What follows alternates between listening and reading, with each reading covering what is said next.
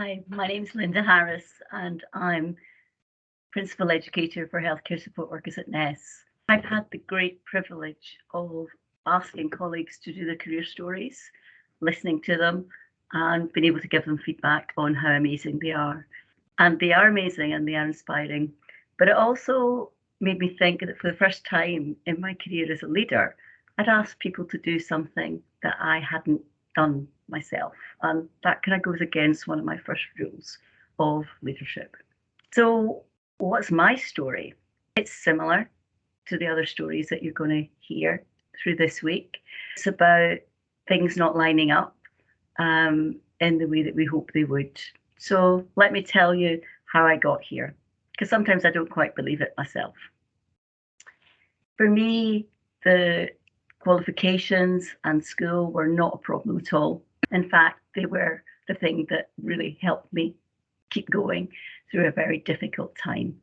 So by 16, I had experienced the loss of a parent, loss of a grandparent, and I'd witnessed a fatal drowning. I had enough ACEs and ACE scores really to end up either on the road to prison or for heart disease or type 2 diabetes. And I'm glad to say neither of those happened. And they didn't happen for a very clear reason. I stayed very engaged with education. So even by inadvertently becoming a carer at the age of 16, I was able to continue because of policy at that time. There was free higher education. Otherwise, it wouldn't have happened. So some things did line up. What I found in my story is that we need both. We need qualifications to get to where we want to be, but we need support. We need emotional support. And for me, for lots of reasons, that was diverted to other places within my family. So you need to find it. And my message and my story is about you will find it. You will find it along the way, but to stay very open. So I became an occupational therapist. Fell into that, as all occupational therapists tend to do.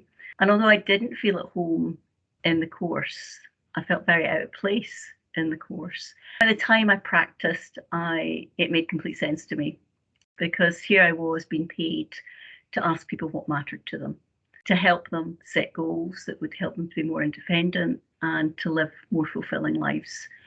And that was just amazing. And I had the most fantastic career.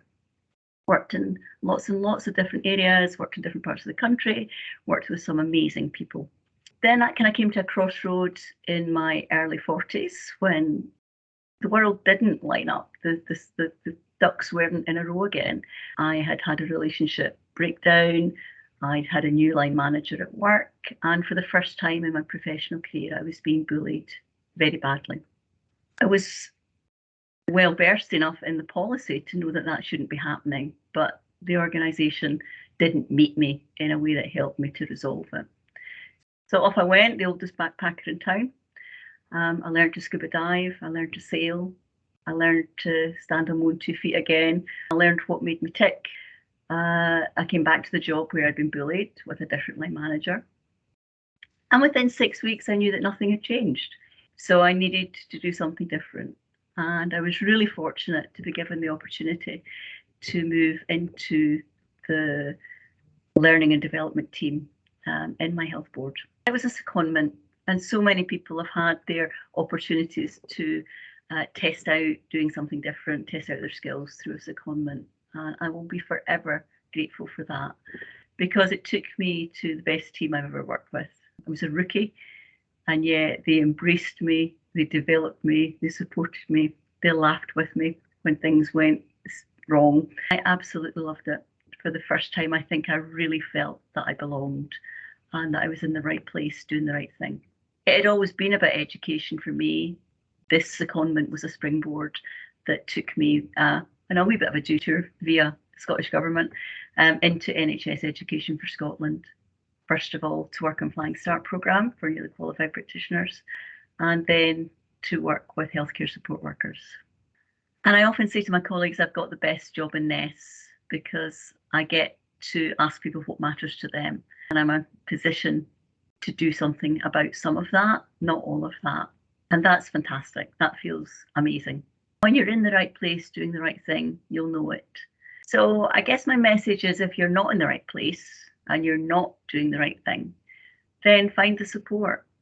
Find the people who see what that part of you is that could be developed, and trust them. They might pop into your life in really unexpected ways. That was my story. I didn't expect what happened next once I went on secondment.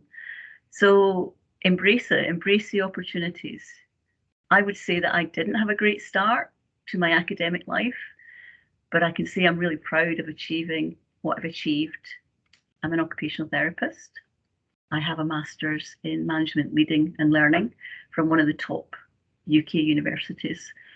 And I feel incredibly privileged to be able to work with such fantastic people. But more than anything, I feel incredibly privileged to be able to influence what happens next for healthcare support workers.